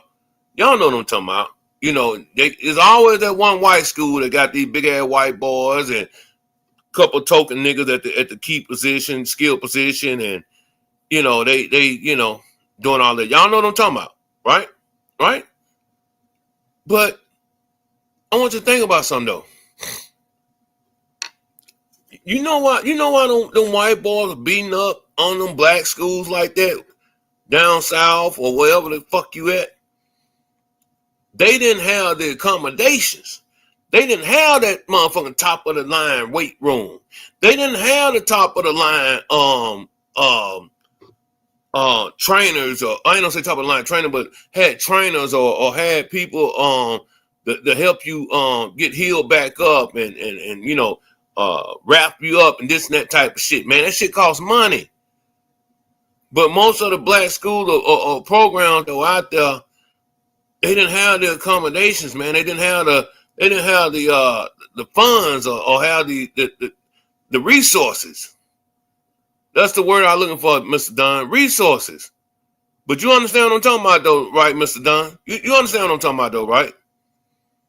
Motherfucking white boy come up there. You see this big ass motherfucking brother. He buy motherfucking 300, but that white boy buy motherfucking 275, 280, whatever. Just say I'm just making it up. But hey, you think that big 300-pound motherfucker finna knock this big cock strong ass white boy over on that line? Hell no. Cause he in that weight room. Half of the weight rooms I'd have been to, like I go home. Matter of fact, true story. Y'all know I always got a story to tell y'all. So true story. I'm looking up on Facebook. I see the story, this article or this post come out, and it's talking about my high school. Now let me tell y'all something. They have this homecoming shit just like Grambling, Southern, all these motherfuckers in the SWAT school homecoming. That's a big event, you know, for us black folks. That's like the fucking Super Bowl. So anyway, Bayou Classic, Southern and Grambling, like the fucking Super Bowl. So anyway, they make all this money doing them festivities. So them motherfucking alumni were going there like, damn, we giving money, we doing this here, blah, blah, blah. Man, Big Pressure, get your ass on. Big Pressure told me I didn't have a weight room, but I had to chop wood. Fuck you think you a Rocky Balboa motherfucker? So anyway, man, they showed the kids weight room, man. They didn't even have motherfucking enough weights, you know, 35-pound weights, you know what I'm saying? They didn't have enough. They didn't have enough weights for the bench press, the check, what's called the dumbbells, just for fucking whatever, man. They didn't even have enough weights, man. The ceiling was falling out of the motherfucking locker room, shower heads and shit broken. But y'all got all this goddamn money, allegedly. They supposed to have, you know. Man, look, them white folks be stealing too, but shit, they donate more. They have more coming in, so when they steal, they don't really miss all that shit because there's so much come in. But like I say, man, Terry Bridgewater didn't do anything fucking wrong. Only thing he did was try to get them kids the resources and hope that these other motherfucking big-ass high schools have around here. Shit, man, I'm telling you what's real, man. North Omaha versus West Omaha. Shit. Take me to West Omaha. Them motherfucking white folks got everything out there. Everything.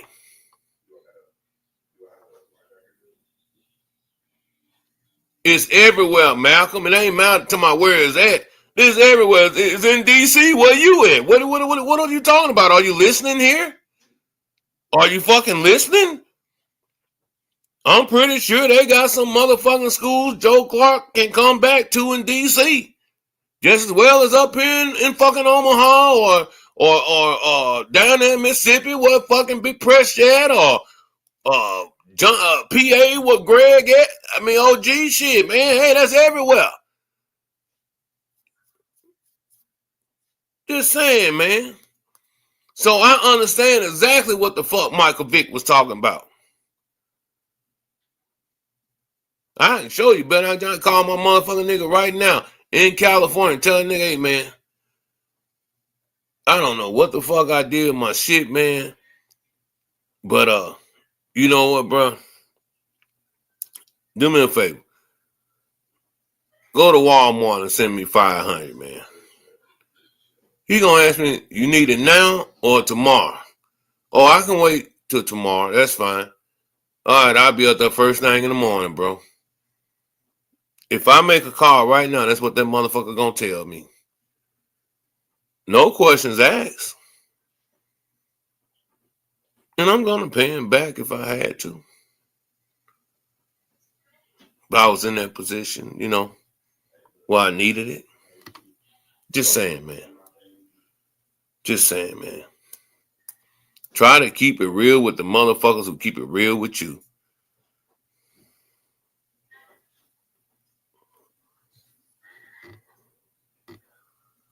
I believe that, Don. I believe that. And that school dead in the middle of the ghetto in Miami, what Terry Bridgewater was coaching at, I'm pretty sure they didn't have all the resources and amenities. Man, listen. When kids go on visits to these college campuses and shit like that, you want to know what makes a kid pick that school, really?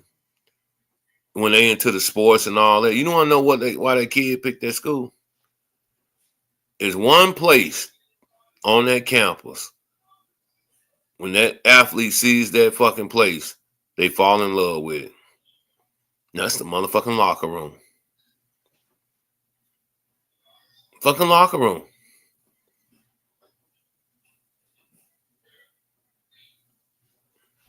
And see that locker room. Shit. I don't know, man. Maybe I'm just a different breed. I don't know. Different kind. I don't know.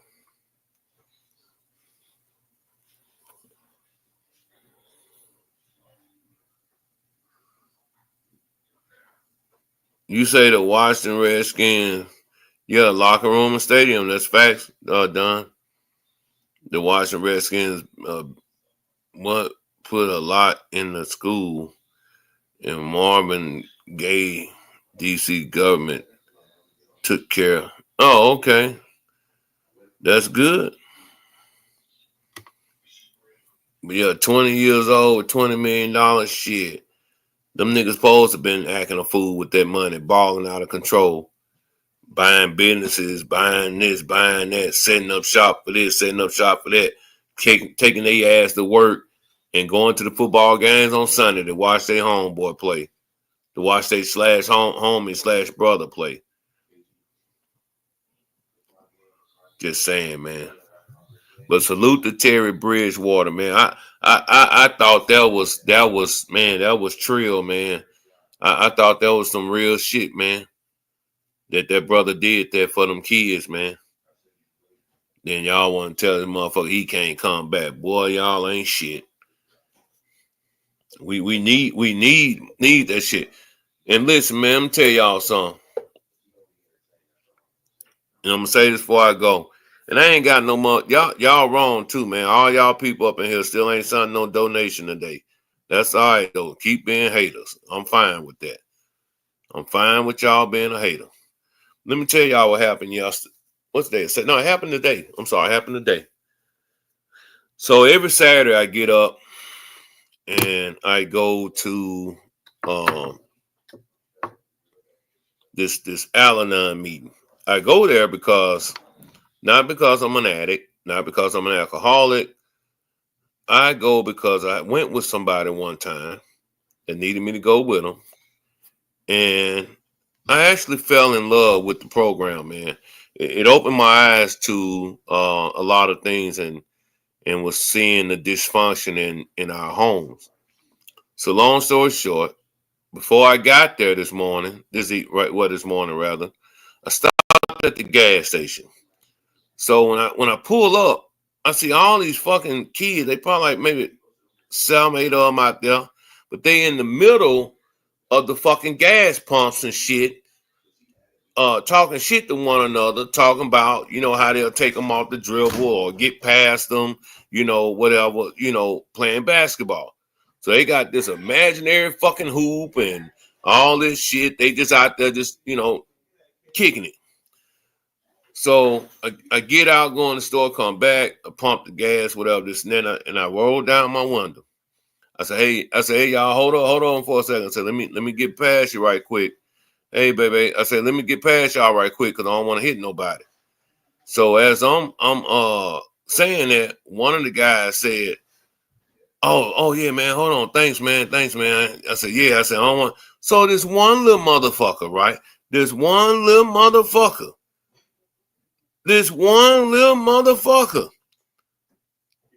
He said, man, you still talking, man. You could have kept on. I said, nigga, what you say, nigga? So let me tell you what these other kids did.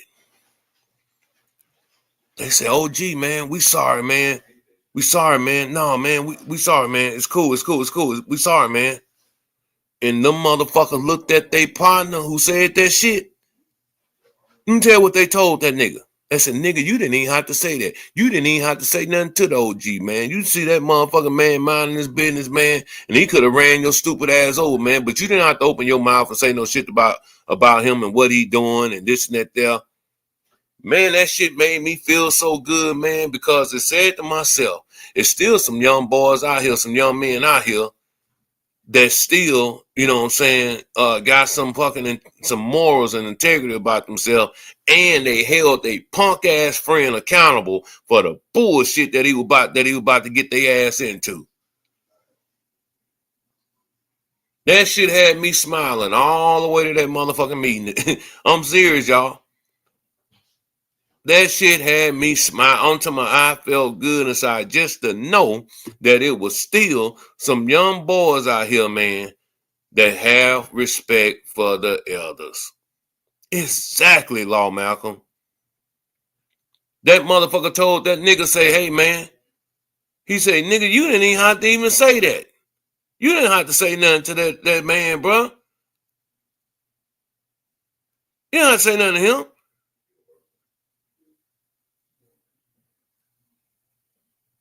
Dude, old enough to be your motherfucking dad, and you sitting up here talking crazy. First of all, you dumb motherfucker shouldn't have been running in the middle of the goddamn gas pumps and shit with people coming to pump gas. But I'm just looking at it, I'm like, well, shit, they ain't out here fighting, they ain't out here arguing, they know each other, they cool with each other. Hey, man, I was so happy to see some motherfuckers, especially kids that's just outside. You know what I'm saying? No, not yet.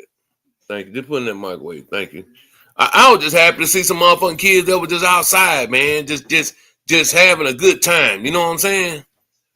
But that one little motherfucker, what Joe Clark said, one bad apple spoils a bunch, but not today, because them niggas put his motherfucking ass in check, and they stopped that shit right then and there, man. So, hey, man, nigga, you out of line. Boy, now y'all want to talk about Michael Vick. Boy, if I had that motherfucking $20 million, I probably would have broke all them little young niggas off with 1,000 or 2. Just for showing some fucking respect, man. And that's the only thing I be talking about around this motherfucker, man.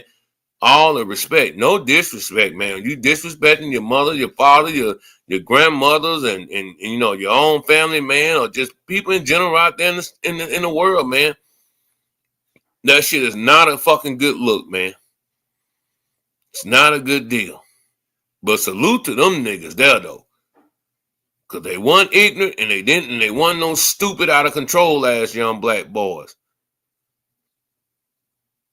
Real talk, man. I smiled my ass all the way up there to that meeting, man. I was smiling my ass off, y'all. I said, man, I went to that bitch bragging about them niggas. On to my bragging about them niggas, man. I said, boy, man, you know shit done. You already know. Man, shit. Man, that shit could have went left real fast, man. Dealing with some stupid ass niggas.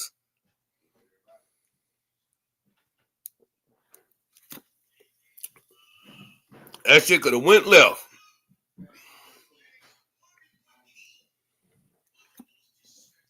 But as long as we got these bitch-made ass niggas out here like Shannon Sharp, the Puff Daddies, Stevie J's, Jay-Z's.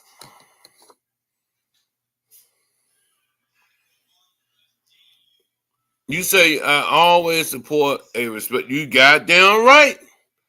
Big pressure. You motherfucking right. I wish I had it to give it to him. I would have gave it to him. But man, I'm talking about, man, they checked that nigga quick, fast, in a hurry. They checked him, man. They checked, and listen, man, that shit felt good to see, boy, because I said, you know what? Them little niggas gonna be all right in life. Them the little niggas you ain't gonna have to worry about hiding in your fucking bushes trying to break in your house or rob your punk ass when you walking in your house or when you go in your garage and them motherfuckers already in there telling you to give it up, motherfucker. Nah, them little niggas finna go to work or go to school and become some.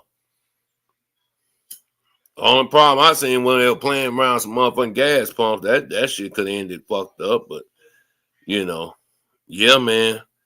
Told that little nigga, say, man, you didn't even have to even go there, say that. Then he said, I'm sorry, OG. I'm sorry, OG. I said, it's all good, man. I had my shades on. When that little motherfucker said that shit to me, I took them shades on and I said, what you say, little nigga? I said, what the fuck you say? Shit, nigga. So tired of these disrespectful ass motherfucking youngsters out here, man. But yeah, salute to his homeboys, though. They checked the fuck out his ass. Well, long we got these punk ass niggas out here in the world, you know, they love that shit. They'll show that to our kids. You know, nigga, you make it, but you gonna give it to our motherfucking young ass daughters, or we gonna take it from you, motherfucker. Now, this big, goofy, gorilla-looking motherfucker sitting up here and made it out the motherfucking ghetto. And then I always got the nerve to talk about what his grandma taught him, what she used to tell him. Nigga, your grandma rolling over in her grave at your big ugly ass. Shannon Sharp, gorilla-looking ass grandma is rolling over in her grave. Because nigga, evidently you done forgot where the fuck you done came from.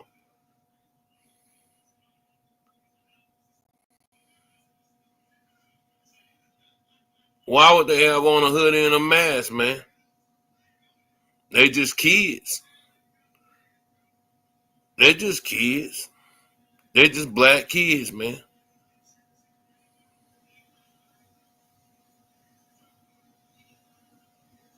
No, they're just black kids. But they are watching. They are watching, and I'm going to tell you something, man.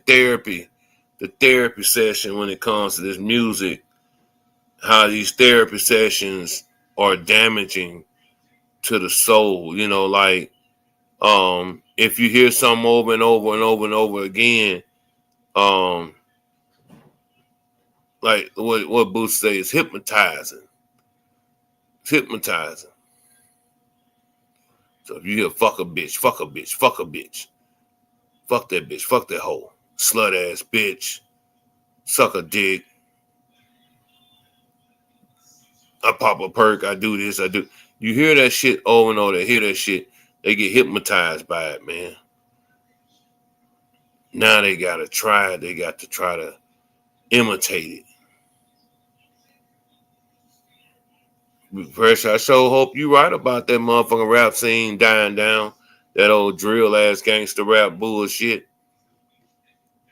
Been nothing but motherfucking a headache to our community and to our culture. And it's rich ass motherfucking young niggas too. Rich ass young niggas that's getting caught up. Fucking sad. But anyway, y'all, I'm finna get up out of here, man. I've been on here 2 hours, man, too long. I enjoyed y'all, man. Like I said, I don't know who this person, last name, Hollins or whatever. Yeah, you know who you are. Yeah, salute for the cash out. All right.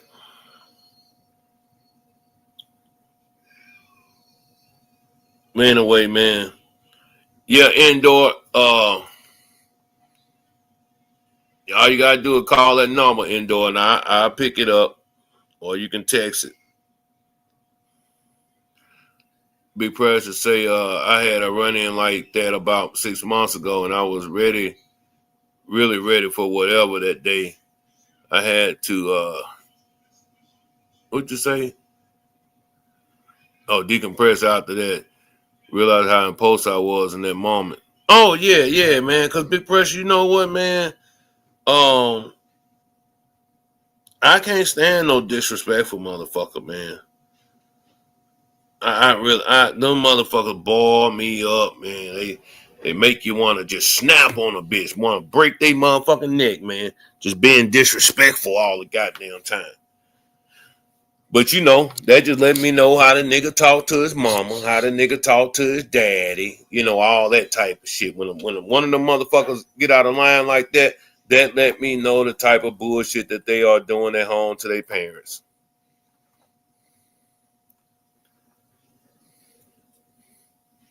Not knowing, man, I be telling mine like, man, yeah, man, be courteous, be respectful all the time, man, because boy, nigga, motherfucking blow your motherfucking head off. Real talk. And guess what they gonna say? I was scared for my life. Motherfucking nigga walk up on you talking shit, young ass nigga with dreads in their head and all that type of shit. Hell yeah, they gonna beat that case too. Cause you know they look at appearance. Stereotype. Wicked shit, man. Wicked shit, bro. Like I said, salute though, man. Yeah, y'all be cool, man. I'll holler at y'all in a minute. No Diddy. No Diddy. One they gonna lock that motherfucker up. We shall see. I'm out of here, y'all. More peace, more hair grease. I hope y'all had a good night. I did, man. I enjoyed myself. Hit the like button on the way out. If you haven't subscribed, man, please subscribe to the channel. Please show some love to the channel as well. I'm out of here. Peace.